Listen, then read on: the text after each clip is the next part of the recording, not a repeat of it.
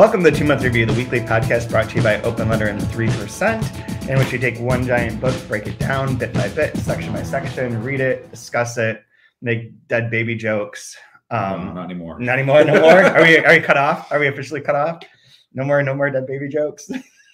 Okay. Well, we don't do that, but we are going to be talking about 2666 by Roberto Bolaño.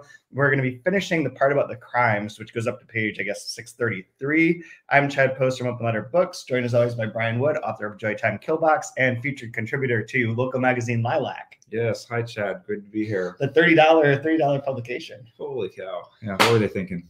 But we have a sponsor, but we're going to save that for later. A sponsor? We have a sponsor. Oh, that's good. This is a good week to stop dead baby jokes. Then. Good Lord. I think that's probably true. So we had a sponsor. We were actually contacted by a sponsor, by someone who wants to sponsor us. And I'm going to do the bit here, and I'll read it one more time separately once I have this all set up. But basically, we were contacted by this app called Wisdom, in which I believe it's kind of like social media meets masterclass sort of thing, where people can go on and give a presentation. You can listen to them. You can interact with them. You can talk to them. You can do all that kind of stuff. So to do this, I have a username. I have an account and username named Chad W. Post. Like it is everywhere. You can always find every Chad W. Post is only me. And I am going to give a presentation on probably on breaking into the business of publishing and or translation next Wednesday at 7 p.m. I will include the link on the show note. Wednesday, 7 p.m. on the Wisdom app, and you're supposed to all join Wisdom, follow me, make me a master class. I don't know. Give me wisdom points. So what are you talking on? I think breaking into publishing or translation. What else do I know? Why in the world would anybody want to do that? You just start. I know this is probably save it for the class, but why would you want to break? Why is a good question. But so please join the app, download, find me. I'll have it scheduled. I'll include a link here and on our social media. Amazon, where I don't need you. I can just click a button and they'll do it for me. And I've seen some of the books that they're really good. Yeah. They look really good and they are really good. They're edited really well. I've been reading everything and less about the impact of Amazon on novels and contemporary literature. So oh boy, it's kind of interesting. Actually, might be interesting stuff for this later. There's one part that sort of bounced off 2666, but whatever. So anyways, that's our sponsor, Wisdom app.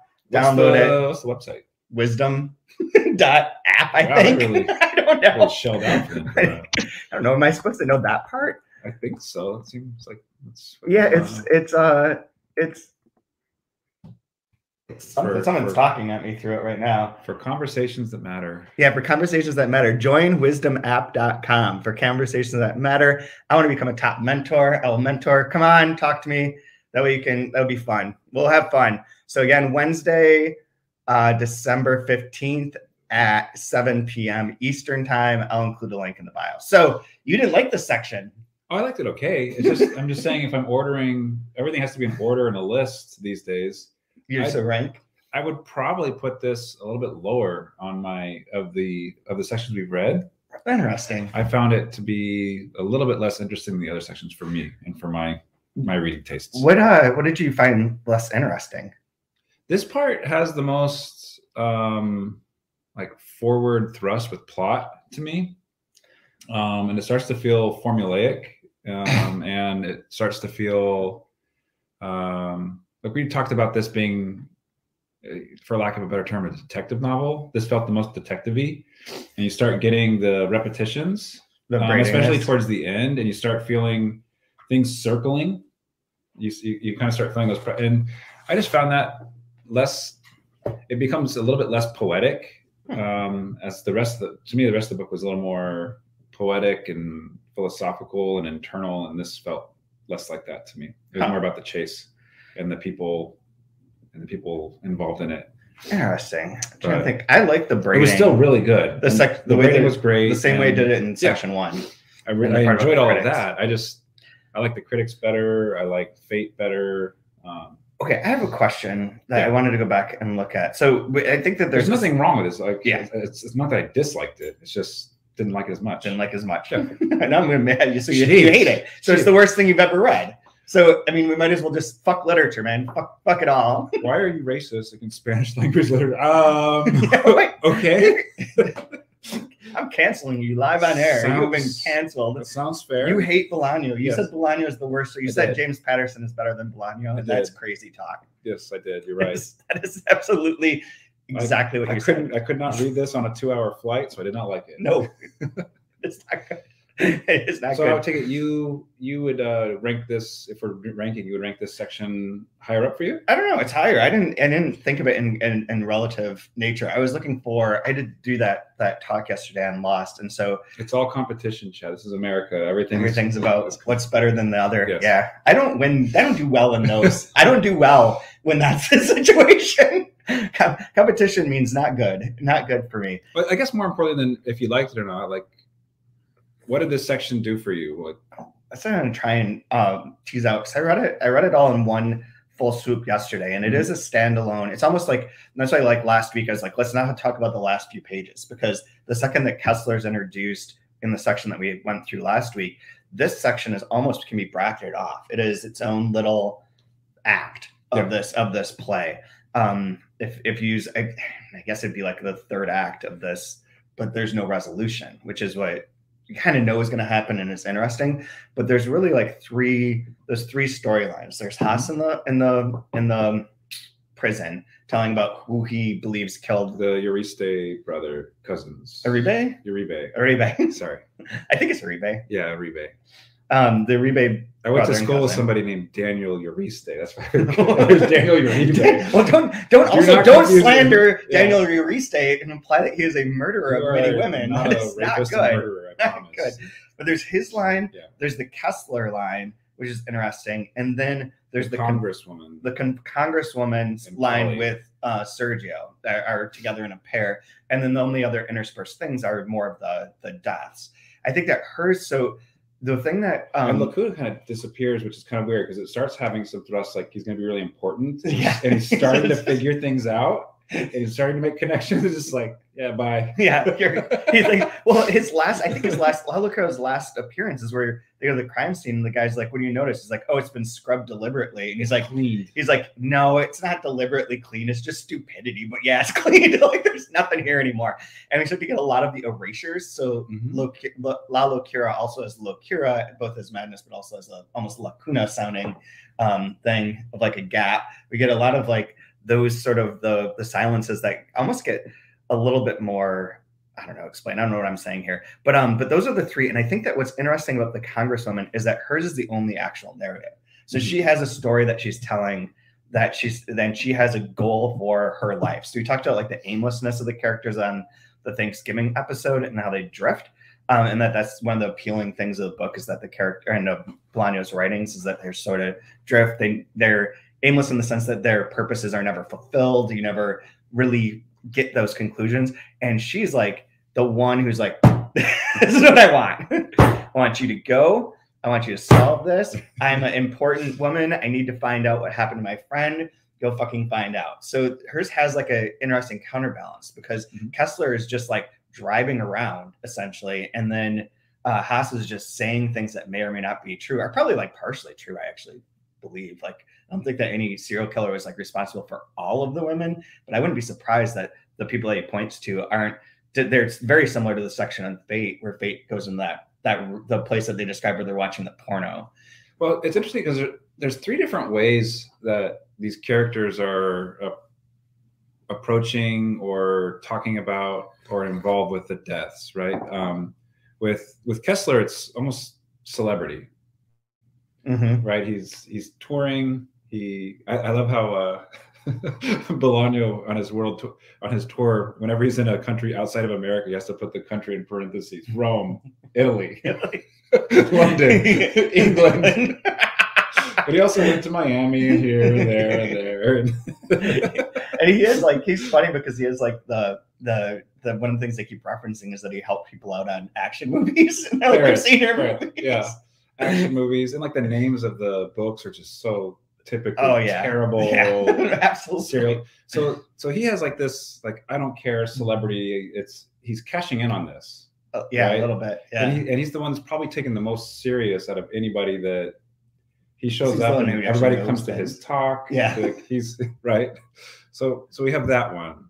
And then with the Congresswoman, it's more about actually caring about the person that's lost. And specifically one person. She gives her backstory. Kelly, and it's a person. It's not, you know, it's not just stats or details. It's like an actual, like, I love this person. I want to know what happened. Yeah. Like, so like earnest, like, you're going to sit here, you're going to listen to me. I want this solved. And then with Haas, what is his though? I mean, it's kind of madness in a way. Yeah, a little bit. I'm not quite sure what his like goal or his narrative reaction to it. I think that he's like, at some point he's trying to prove his innocence. Like, he's like, I didn't do this. He's just in jail. Yeah. I don't know. He's like, is he hearing the rumors? Is he actually hearing something that other people aren't? Because the other people aren't paying attention.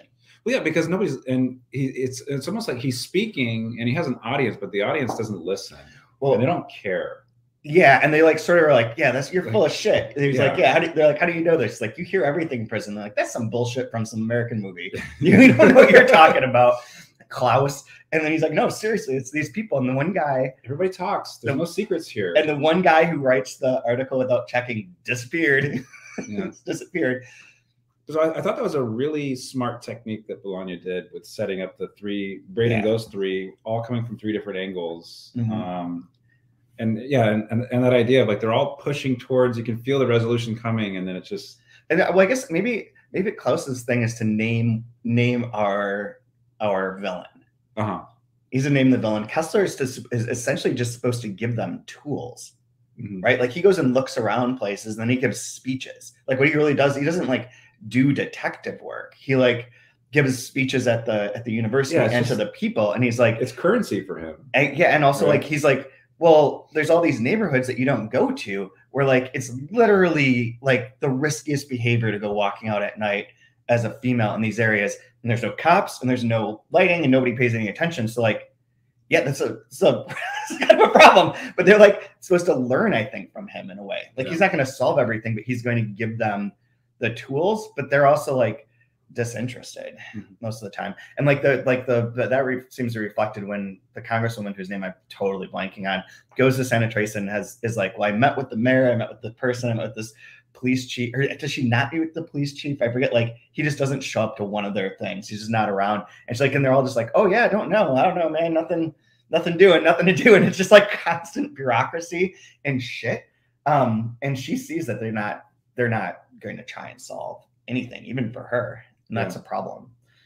I want to save her ending for like the last bit. There was a funny thing. I haven't finished this still, but in the critical book by Chris Andrews, talks about like the 4 types of villains in Bolaño's books. And one of them is the administrator. So I think we get a lot of it in this case. Is the other ones were like, let me see where it is. I'm losing my pages here.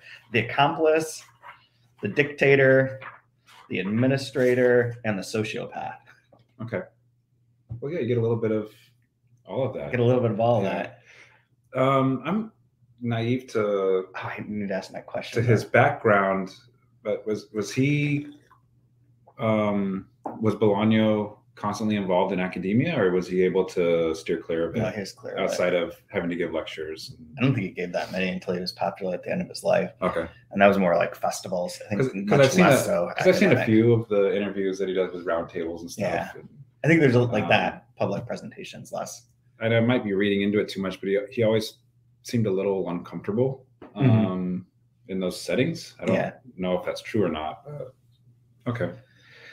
When does Kessler? Okay, in the section about Fate, it's in that section where Fate's driving out of Tucson or wherever, and is in the diner. It is that section. It is in Fate's section, right? He's in the diner and Kessler's there, and they say like, "What do you think's going on with the women?" And he says something. We've mentioned this, but I don't remember what it is. And I also, more curiously, don't know how these things lock together chronologically now.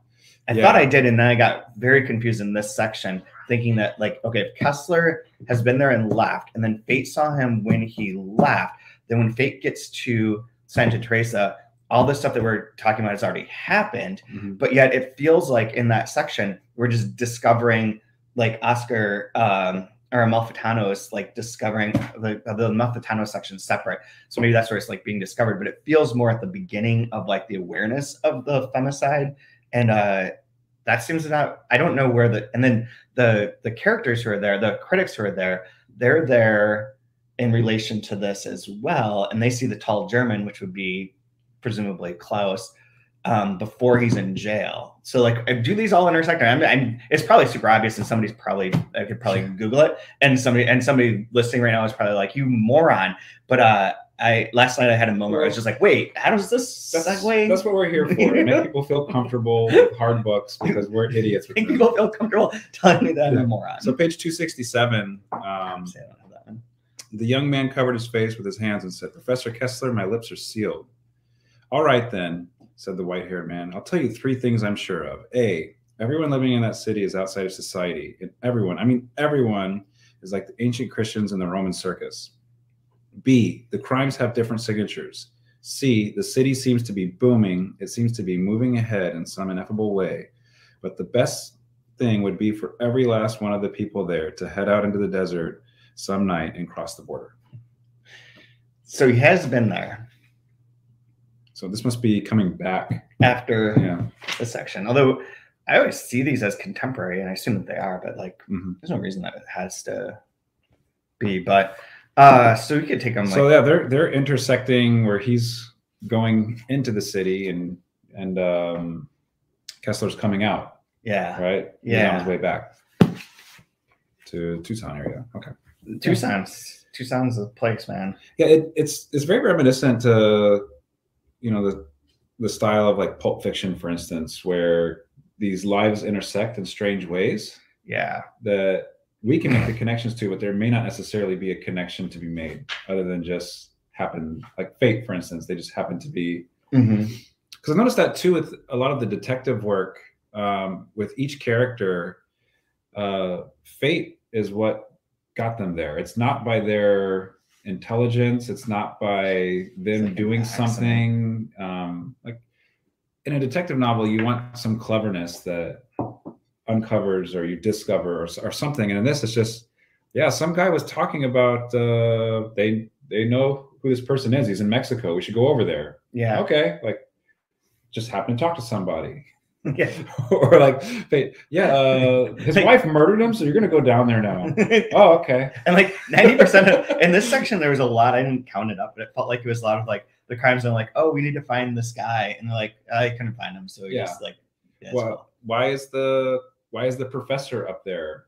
He just had a job, like, you know, like there's nothing that takes them to this place outside of like the agency. External forces are just kind of somehow pushing them into this black hole. That's the thing that we talked about. I think it was on the Thanksgiving here that in the book it talks about that kind of aimlessness, or they don't have like, and it goes back to even Liz Norton's bit of like, if you asked her what she was thinking about doing in the short term, long term, medium term, she had no answer because she isn't planning. They don't plan. Yeah. The only person who seems to, so far I might be misremembering, but is the Congresswoman, where she has now a motive. She kind of like has a motive her whole life. She's like, I'm gonna, remain wealthy and in power one way or another. But now like she has a specific story. My friend was disappeared, likely murdered, was running like some sort of like Jeffrey Epstein level sex parties out in various parts of the desert. And I want someone to fucking find her, find out what happened. And then her ending, so we can jump to her ending because I think it's the part that is like the whole thing for the book. And this is the one that's like powerful, but also maybe a little too on the nose. In terms of the section is her last thing where on 631, what is it I want you to do? Asked the Congresswoman. I want you to write about this. Keep writing about this. I've read your articles. They're good, but too often you pull your punches. I want you to strike hard, strike human flesh, unassailable flesh, not shadows. I want you to go to Santa Teresa and sniff around. I want you to sink in your teeth. And so that sort of like, I want you to write it and to make it, which he does write the book, The Bones of the Desert, which all the crimes are based on. It's again a weird like meta simulacrum to reality issue, but is what this book is doing too. It's writing all those things, although it's not the one thing it is not doing in a sense. It's naming the victims, but and you're not going to name like a killer, but like the people in charge, like the police officers and all that, they're obviously probably they're fictional in here, but it is like that level, that corruption could be even further explored or further documented as to why this continues to happen. But it is kind of like this statement ends up being this part of the book, and in some parts, some ways. Yeah, I dog-eared that section as well, because I thought it was, I didn't like the way it was delivered. Like you said, a little on the nose for me, but I do like the idea of, and this question has been brought up a few times in this book, and like, what do you do with this madness? What do you do with this pain? What do you do with this terrible, like, human activity? And what place does literature have in it? Does writing make a difference? Like that idea of art and this awful apocalyptic landscape, and this I thought was really like, yes, it does matter. You need to write. You need to keep writing. There needs to be record. Needs to be. Yeah. Right. So I thought that's kind of what I took from that. One thing before I forget, one of the crazy echoes is, remember when we had the guy that meets Archamboldi in the critics part, and he says that he organizes the cultural festivals cultural events out in like the provincial cap, and that's essentially what her friend is doing. She's organizing these parties for famous rich people out in these little provincial capitals, and paying to get famous people to come with her. And then it goes into the Epstein's situation, which what a fucking time to be reading this book. We've got Amy Coney Barrett, and we've got that whatever her name is on trial for Epstein stuff, and like, it feels really prescient right now. You have your book of detective story stuff there. And I found the quote that I wanted to tell you guys. Yeah, yours is better. I think we should definitely. Mine is from yours is like a real book. This I'll throw. These are some of the greatest things ever. They're the Writer's Digest series. 20 master plots (parentheses) and how to build them. We've got to find that. These books are fantastic because it takes literature and just turns it into like a stupid flow chart, basically. Yes, exactly. I like them though, because whenever you're teaching, it's fantastic to show these, because it is like a thick, like IKEA frame for a poster to go into, right? Yeah. So let's take Ulysses and put it in this nice. This is how you put this there. That goes there. Yeah, but more importantly, I think it's great to pick it apart how ridiculous it is at the same time. But it's a great starter. It's a great starting point. Yeah, it's like a brownie mix to make a brown, and like we'll make a cake from scratch later. But part of this book's argument is that Amazon allows for essentially for those things to flourish. Yeah, because it's just variation and that the idea of a book and the idea of Amazon is to be more. Yeah. Everything there should be more. There should be more options, more voices, more variety, more things that are the same that you can just keep kind of reading and going through, but like there's more of them there. One of the things is, I have not read much of this, Everything and Less by Mark McGurl, just in the introduction, but in the introduction he says, I think the contemporary form of the novel is the trilogy. And I was like, yeah, it fucking is. You're right. Well, we can get into this a little later maybe, but it reminds me of the same way that the film industry has gone as well. Yeah, as a film industry too, it feels like it's either remakes or like psychological horror. No, it's just products. It's not products. It's no longer an art form. It's just a product. It's a product. It's a commodity. The commodification. Although he says like it's not all commodified. There is like the interesting statement that I've always used before too, is that one of the weird things about commodifying books is that you're selling something that it will take someone an inordinately long period of time to know if they like. Like you don't get that immediate, like we stream things, you turn off Netflix, doesn't make a difference, but you pay $20 for a book and you have to spend 12-14 hours like reading it and being like, oh yeah, I guess it's pretty good. Well, I run that with my wife too, like, where I'll recommend a book for her and she's like, well, is it good? I'm like, yeah, it gets really good like around page 100. Like you can't put it. It's like, I'm not going to read 100 pages to like something. Like, I don't have time for this. That's like I remember people saying that about Infinite Jest. You have to go through page 150 before you really start to get it. Very true. So this book, though, the Butor book, is Passing Time, and this is from a blog post that I wrote that I can link to. That's called "Nothing Adds Up Until You Overthrow the System." No idea. Oh, you just watched The Matrix, Chad? Oh my God. It was during the protest, during the Black Lives Matter protest. I was in my Rage Against the Machine phase. I was raging against the machine. I don't know. It must be a line from somewhere. It doesn't sound. Although the other day I was a little bit off, and just I know a little bit off, a little bit altered, and I know where it's just like the darkness of winter is coming. We have to take care of ourselves. That was like my statement out of nowhere late at night, and I feel like every once in a while something's tapping in here. You're plagiarizing House Stark. I'm playing Game of Thrones. So this is from a post written some time ago. Okay, and it says that about passing time by Michel Butor. The novel is written as a journal, starting in May, but recounting the events from the past October by Jacques Raval about the year he spends in Bleston, a sort of stand-in for Manchester, England. While he's in the dark, wet, cold, bleak industrial town, he meets a couple of sisters, a potential arsonist, and the author behind the pseudonymously written The Bleston Murder, who survives an attempt on his life. What makes this book really work is that as Ravel rereads his own diary, he sees inaccuracies in his account of events and essentially becomes a detective in which he discovers that he himself was the criminal and kind of the victim. It's a fascinating book that melds together form and content, essentially a meditation on the relationship between the writer and reader, or the criminal and detective. Now, I had read this years ago when we reprinted a bunch of Butor books, like Degrees, which is spectacular, and Mobile, which is crazy. And I don't know why we didn't do this one, because I think this one was always my favorite. Maybe it was just like the rights, we couldn't find the rights or something. But anyways, my memory of what this detective section was much different than what it actually is, but it relates. So there's a part in the middle of the book in which our journalist or like diary keeper is talking to someone, and this person explains, and this is out of context, but it really doesn't make any difference. Any detective story is constructed on two murders. Any detective story is constructed on two murders, of which the first, committed by the criminal, is only the occasion of the second, in which he is the victim of the pure, unpunishable murderer, the detective, who kills him not by one of those despicable means he has himself reduced to using, poison, the knife, a silent shot, or the twist of a silk stocking, but by the explosion of truth.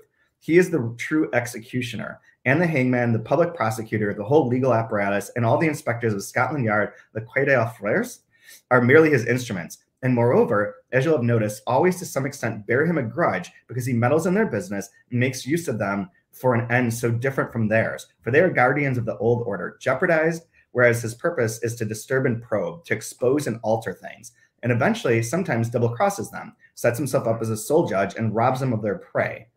Let me go one more here. So like pretending I'm a golden retriever.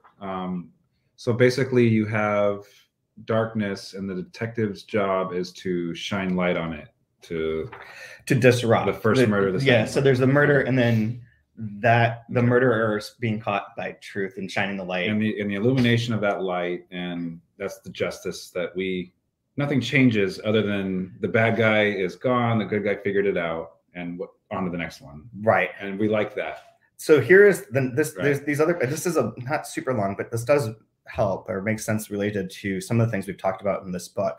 The aim of his whole existence is that tremendous moment in which the power of his explanations, of his disclosure, of the words by which he tears off veils and masks, uttered generally in a tone of grave melancholy, as if to soften the terrible, dazzling light they shed, so welcome to those whom it sets free, but so cruel, so appalling, so blinding too. The power of his speech actually destroys the criminal, achieves that death that confirms and crowns his work, that moment when reality is transformed and purified by the sole power of his keen and accurate vision.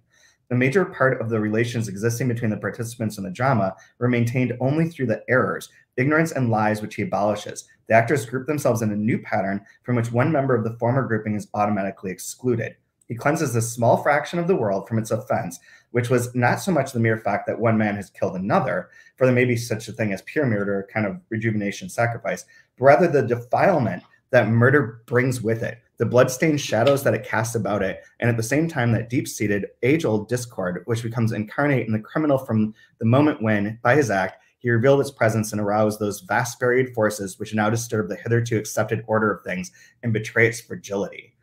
Last one. The detective is a true son of the murderer Oedipus, not only because he solves a riddle, but also because he kills the man to whom he owes his title. without whom he would not exist in that capacity. Without crimes, without mysterious crimes, what would he be? Because this murder was foretold for him from the day of his birth, or if you prefer, because it is inherent in his nature. Although it alone, he fulfills himself and attains the highest power. Okay. So there's a lot of like words there. Yeah. Can you unpack the second one? Because I checked out about. Yeah, I was trying to check out as I was reading it. So all doing good here. I like the idea that like the thing that about the detective unveiling, like the truth goes back to like when we were talking about the critics and the revelation of like, and that unveiling regroups society by taking one specific instance, and the person who is group of this, there's 10 people, one of them's a murderer, has committed that murder, then excludes them, destroys them. They are no longer, the order cannot include them anymore. And because the truth has been shed. The Oedipal aspect of it's pretty wild. I never considered that, but that does make sense. Yeah, it's kind of like it's like Batman and Joker. Yeah, right. The killing joke. Yeah, exactly. Like you are nothing without me, and I am nothing without you. I need a murderer to be a detective. Yeah, somebody needs to get out there and go murder. So we are the same, and we need each other. We need each other, which is crazy. But like some of this seems to bounce off of a little bit what we were talking about in here. Ironically, the one part that this connection is more for the joke than for a reality. So the bit where it's like that the detective, Scotland Yard and various other people aren't down with the detective because he's like fucking their shit up. They just want to like look for the crimes, do their little bit, and he's actually like digging, probing, sometimes gets the criminal or kills the murderer before they can go to jail, so on and so forth. But there's a section in here where Kessler goes to lunch with the police officers, and the police officers are like, he orders a cheese sandwich. And it's clear that the police officers are sort of like not, there's always been questions about like, do they respect this guy? Or they're like, why is he coming down? We have a criminologist, like, why this, why that? And it reminded me immediately, because the cheese sandwich is so weird, of the Cyclops episode in Ulysses, where that's when Bloom goes in and orders a cheese sandwich, gorgonzola cheese sandwich, but cheese sandwich nonetheless. And there's a group of people who are like the locals, the good Irish, the big Irish, and they say a bunch of anti-Semitic things to him and sort of chase him out. But there is like that divide between Bloom and the rest of the society. And this felt a little bit like maybe a weird hint of that. But if you type in, if you're Chad Post anyways, and you Google Ulysses Bloom cheese sandwich Cyclops, what you're led to is actually a thing about My Little Pony. Is it Rule 34? I think so. Well, what it's called is just, all I know is I didn't click on it because I was afraid. But the two things that came up when I was trying to find this to make sure that I had the memory right were Cheese Confesses, My Little Pony Friendship is Magic, Wikipedia. And why did Leopold Bloom eat a gorgonzola sandwich? Is Gorgonzola the name of one of the ponies? I have no idea, man. She's the stanky. It says Cheese Confesses is the 10th song featured in the 4th season, My Little Pony Friendship is Magic. She's the stanky pony. Oh, man. Okay, so then on this master plot, let's talk about this in a dumb way now. Yeah, let's do it. 20 master plots and how to build them. So one of them is, this is how you create Ulysses. Yeah, Ulysses. The master plot number 7 is the riddle, and it starts with the epigraph. The mystery story is really 2 stories in one: the story of what happened and the story of what appeared to happen. But I think in this book, the riddle isn't the murders. It's more about Archambaldi, right? That's the actual center riddle. Right. And like it led them to the murders, but that's the initial, that's that first riddle that we get. So checklist. As you write, keep the following points in mind. So there are 9 things you need to do in order to write a riddle book or a mystery. Number 1, the core of your riddle should be cleverness, hiding that which is in plain sight. So at the end of this, are we going to know plainly and clearly who Archambaldi is and who his lineage, who his son is, who his... Well, yes. I think we already met the mistress. It was that when they went to go visit the lady of the publisher, the widow of the publisher. Right. Maybe, but whatever. 2, the tension of your riddle should come from the conflict between what happens as opposed to what seems to have happened. I don't know if that works so much. I don't know either. 3, the riddle challenges the reader to solve it before the protagonist does. Certainly have that. Yeah, although there's the other, like, you can split there. Oh, we can read the Diego Moroni bit in a bit too, but Moroni, there's the split there of like, do you have enough clues or do you not? Yeah. Are the clues available or not is a different subcategory of these. 4, the answer to your riddle should always be in plain view without being obvious. Sort of like, so we keep getting giant Germans throughout, and it talks of giants, right? Yeah. So I think the that's giant is coming. That's part. Well, but again, there is no answer to who are the murderer, because there's murderers. Yeah. There's several. Yeah. It's just a situation in which these people can do. That's not really the riddle. I think the riddle is like the German. It's the author, and then the people that are over here that, like, what are giant white people doing in Santa Teresa and all the murder? Like, yeah. Okay. All right. 5. The first dramatic phase should consist of the generalities of the riddle: person, places, events. Yeah. We kind of get that. Yeah, we do kind of get that. Yeah. We get that with book 1 for sure. All right. Good job, Bolaño. you're gonna get an A- on this 20 master plots. We'll give you an A- in our riddles 101. 6. The second dramatic phase should consist of the specifics of the riddle, how persons, places, and events relate to each other in detail. We get that a little bit as well. Yeah. All right, we're working. All right.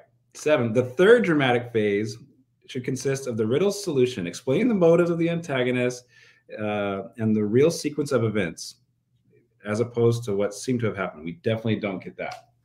Yeah. Why does people, like, there is no motive. There's no. No, but there is. Actually, that's one of the ones I just thought of. You think there's motive in this? Well, what I think is, yeah, okay, so for the killings, bear with me here. Well, not the killings, but I guess the motive of the Arcambaldi's disappearance and finding him. Yeah, maybe not for that, but the motive thing. There's one disturbing section here where let me skip to number 8 while you're looking it up. 8. Decide on your audience. Shouldn't you do that earlier? Oh my God. You're writing about snuff films and just hardcore. I think this is for kids. Yeah, I'm pretty sure. Sub 8. Oh crap. All right, better do Gorgonzola Pony instead here. This is not gonna work. She's confesses. Number 8, decide your audience. We can get to that. Who do you think the audience who's Bolaño's audience for this book? I wonder. I don't know. I mean, it has that universal feel of like making people aware of this. But yeah, one could argue about the audience thing for a while. That's interesting. I'm not finding it. Where is it? I don't know what a Western audience is, but it definitely feels like he has North America in mind. Yeah, especially with the border, the space, and the critics, their interest in the author. 9. Choose between an open-ended and close-ended structure. Open-ended riddles have no clear answer. Close-ended ones do. Wow. Oh my God. So I definitely, he has chosen open-ended for sure. But that's what you have to keep in mind when you're writing your riddle book, your mystery. That's a good list of things. I was looking for the what they point to as the motive for the murderers, or for the people he accuses, the Uribes, because it's a really unnerving and important line, and it's somewhere in here. It exists, I'm sure, but I'm sure I'm not making this up. Somewhere, he says something like, the one part I remember is one of the cousins was aroused. That's the line. That's the line I'm looking for. Okay. Yeah, as he says, like, well, first, he was whatever the one Uribe brother was doing it. Here we go. So someone asked, like, why what did they actually ask? It was Antonio Uribe who started the killings at Haas. Daniel went along with him and helped to dispose of the bodies afterwards. But little by little, Daniel got interested, though interested isn't the right word, said Haas. What's the right word, said the reporters. And then say it, Klaus, said the lawyer. Haas looks at the ceiling. The right word, he said, is aroused. Aroused, asked the reporters. Watching what his cousin did, Daniel Uribe got aroused, said Haas. And it wasn't long before he started to rape and kill too. Damn, exclaimed the reporter from El Independente de Phoenix. But like, that's super disturbing, but also is kind of like a fundamental point of like that at its core of these, once you scrape things away, these people are barbarians. It's barbaric. And if that's supposed to be a statement for all of humanity, that underneath everything there's an opportunity for barbarism, like when they beat the shit out of the cab driver. Well, I don't know if he's like eruptions. Making a comment on it or not, but I think it is important to point out that they're both involved in it. At first it was watching, and then now they're both involved. And I think when you can spread the blame amongst, you can do more horrible crimes if more people are doing it. It takes the set every Nazi. Yeah, it takes the guilt out of it. It takes the in the same way the critics as a group beat the shit out of the person. It wasn't one person that did it. The blame is spread amongst. So it makes you able to do terrible things. Absolutely. Because it also, you know, so it could be the brothers, and then they're also talking about organized crime, and so there's groups. It all feels super connected. Yeah. And that they were connected to the bad narco, the fact that their father owns all of like the trucking to be able to move things, the going back and forth. Like, yeah, it feels like with that David Peace quartet, or like the first season of True Detective, where like there's even if these people murdered a number of women, not everyone that's referenced in this book, not every woman who has died in Santa Teresa, but we're in some way involved. They're aided and abetted by like the cops who clean the scenes, by like the mayor who doesn't pay that much attention, by all these people that are like turning a blind eye or allowing it, like the real estate owners, people where they all own those areas. They're all complicit. And they're all complicit. Yeah. They're all complicit. It's like whatchamacallit, what's the Agatha Christie Orient Express? Is that right? Sure. The Orient Express. The other thing that it makes me think of too is in the context of like imperialism, which we talked about as well. This idea of like, if it's a group that's doing it, it can feel okay. You can be, and you can sleep at night with the horrors that you're doing to people. Yeah. And the more people you do it to, the more abstract it becomes, and you can do terrible things to abstractions.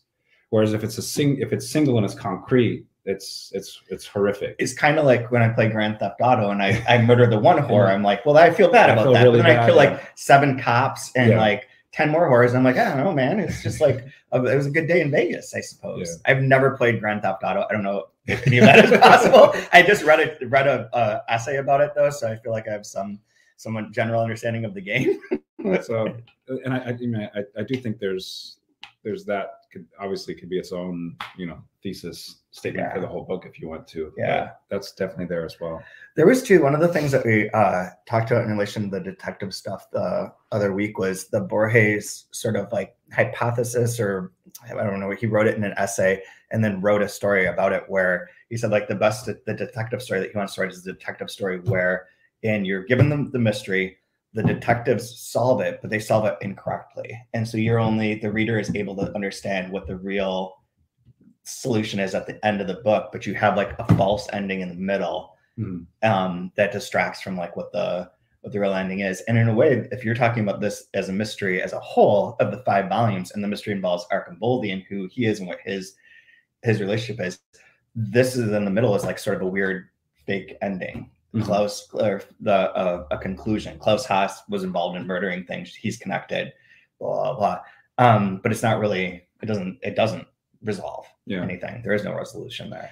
The other creepy nugget, and I don't think it was a red herring, was when if I recall, last week or 2 weeks ago, they're trying to have one of the girls. What the cars look like, and they take it to the police station and say the cars look like this. Yeah.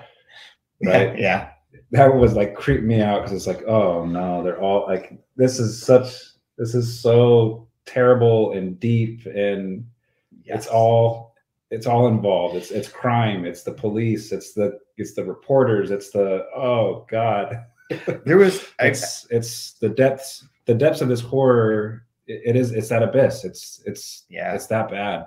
And that one was just so creepy for me. That one line that just kind of, you get it one little line, we just move right on, never talked about again. the one that stood out to me that was the creepiest in terms of like reading it and having like a visceral reaction was an echo of when the first reporter describes the Santa Teresa prison as like a woman's body that's cut up, that's sort of alive. Kessler looked out again at the landscape, fragmented or in the constant process of fragmentation, like a puzzle repeatedly assembled and disassembled, and told the driver to take him to the illegal dump El Chile. But there's something about that, the landscape of like fragmenting and reforming, that creeps me out. There also reminds me of a David Lynch movie. There you go. We got it in there. I got it in there. Dune? Was it Dune? It's like the David. It's like that's in a desert. It is. It is in a desert. Lost Highway is the one that keeps coming to mind. I haven't seen that in a million years. I don't know. What else do we want to go through here? I'm looking through. I wrote down something about celebrity too. We're at 45. You want to do favorite lines? Yeah. What am I? I have a bunch though. This one I marked as my favorite line. Cheese sandwich. It's cheese sandwich. Just Ulysses. Great. Question mark. Great. You're a nerd. And then but then the other thing in that section where like cheese sandwich is this Ulysses reference, and then the rest of it is about mapping. It describes all the places, which is also like kind of Ulyssian thing. No, my line of the week is, isn't reality an insatiable AIDS-riddled whore? That's interesting because there's that one, and then they talk about a strung out pimp. To describe things as well, like these damaged bodies. I thought that was that's another interesting through line. I have two. One we already talked about as a writer, and when you're sitting alone by yourself and writing, wondering, does any of this really matter? I want you to write about this. Keep writing about this. I like that. I have one other one that was like that is amazing. Being a criminologist in this country is like being a cryptographer at the North Pole. It's like being a child in a cell block of pedophiles. It's like being a beggar in the country of the deaf. It's like being a condom in the realm of the Amazon, said Professor Garcia Correa. That one has a bit of a Stanley Elkin riff vibe to it. Like we're just like this list of like, it's like this, it's like that. It's the repetition though again. Back to like, that's a joke structure, man. And then 633, the way he ends this section, I just thought was, I don't know. It reminds, like his writing sometimes he does this like cool thing that you get from like Fitzgerald when he's, especially like with Gatsby or Tender as the Night, where you can just shift gears into he can like give you prose and it's really good prose. It's nice and clean and lean. And then he'll shift gears into like a poetic image and just like, like, on 633, even on the poorest streets, people could be heard laughing. Some of these streets were completely dark, like black holes, and the laughter that came from them, who knows where, was the only sign, the only beacon that kept residents and strangers from getting lost. Just like, boom.